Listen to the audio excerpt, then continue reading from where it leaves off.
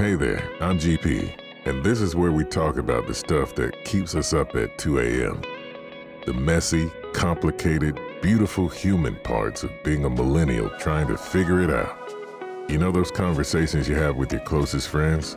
The ones where you finally admit you're not okay, you don't have it all figured out, and you're just doing your best with what you've got? That's what happens here. Whether you're dealing with a brain that works differently, relationships that feel complicated, money that makes no sense, or just trying to take care of yourself in a world that profits from your exhaustion, you're not alone in this. So grab your coffee, find a comfortable spot, and let's get real for a few minutes. This is your reminder that you're not broken, you're not behind, and you're definitely not the only one feeling this way. Welcome to the porch. Let's talk.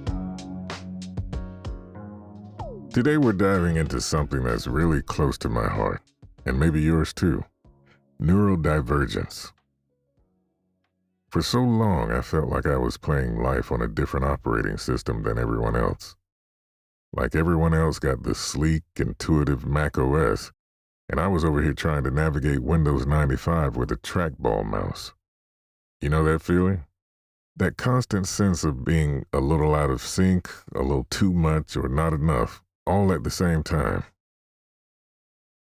It wasn't until I started understanding neurodiversity that things really clicked. It wasn't a flaw, it was just different. And honestly, it felt like discovering a secret superpower, or at least a user manual for my own unique brain. Today, we're going to explore what it means to discover your different brain and how to embrace what I like to call life on expert mode. It's about shifting from feeling broken to understanding your unique strengths. Let's get into it. For years, I thought I was just quirky, or maybe a little broken. Why did loud noises feel like sandpaper on my brain? Why did social gatherings drain me completely while others thrived? Why could I hyper-focus on a passion project for hours forgetting to eat, but struggle to remember where I put my keys 5 minutes ago? It was a constant internal battle, trying to fit into a mold that just didn't feel right. Then I stumbled upon the concept of neurodiversity. It wasn't about having a deficit, it was about having a different operating system. Like some brains are wired for incredible pattern recognition, others for deep empathy, some for intense sensory experiences, and others for lightning-fast processing. It's not better or worse, just different. And for me, that realization was like finding the missing piece of a puzzle I didn't even know I was trying to solve.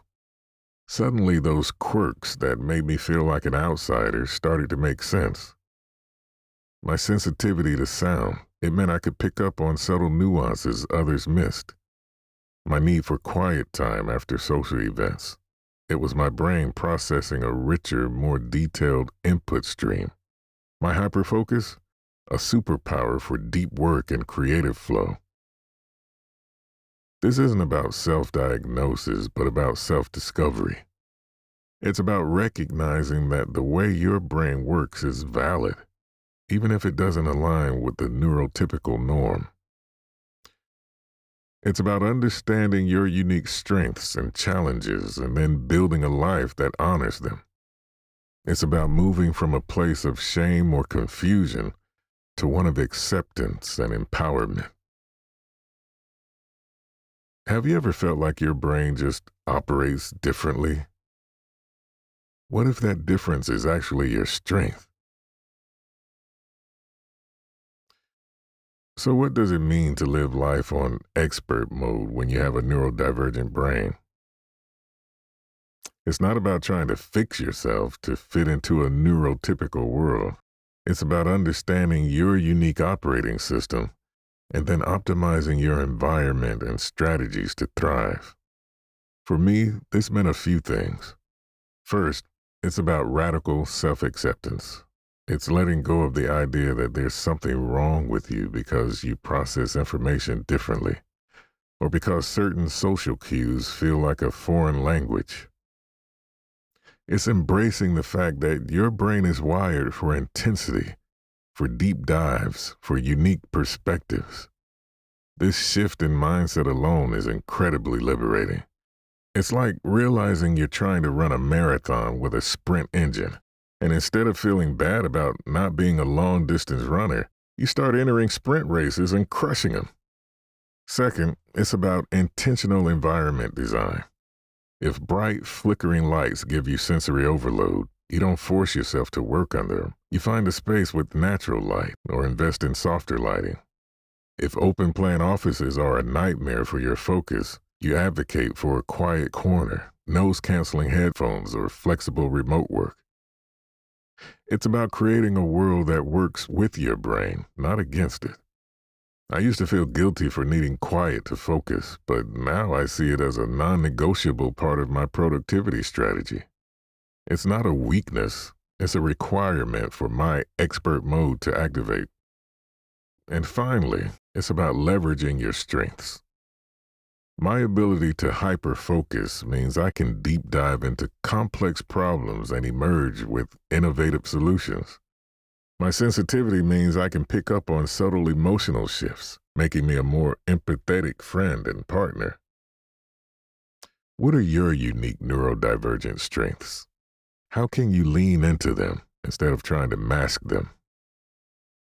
It's about reframing challenges as opportunities for creative problem solving and seeing your differences as assets. What if your quirks are actually waiting to be released superpowers? So if you've ever felt like your brain operates a little differently, know this: you're not alone. You're just playing life on expert mode. It's time to stop trying to fit into a neurotypical box and start celebrating the incredible, unique way your brain is wired. Embrace your neurodivergence. Design your environment to support your strengths and leverage those unique abilities to thrive. This journey of self-discovery is ongoing and it's powerful. What does your expert mode look like? Share your thoughts with me on social media using #NeurodivergentLife. Let's build a community where every brain is celebrated. And that's the conversation on the porch today. Thank you for joining me today on Wisdom from the Porch with GP. I hope our conversation has offered you a moment of reflection, a spark of inspiration, or a practical tool to navigate your journey with greater ease.